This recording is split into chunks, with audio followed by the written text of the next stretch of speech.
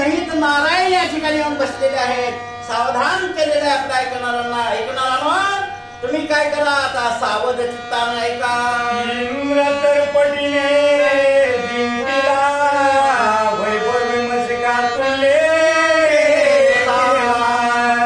तरी तो विस्मयवान कोतरा घडतरपणी आपल्याला वेळ कमी आहे. ही सुद्धा ओळी थोडी आहे जरा चकटना द्यासाठी, पण आपण थोडं आहे त्याच्यात सांगू.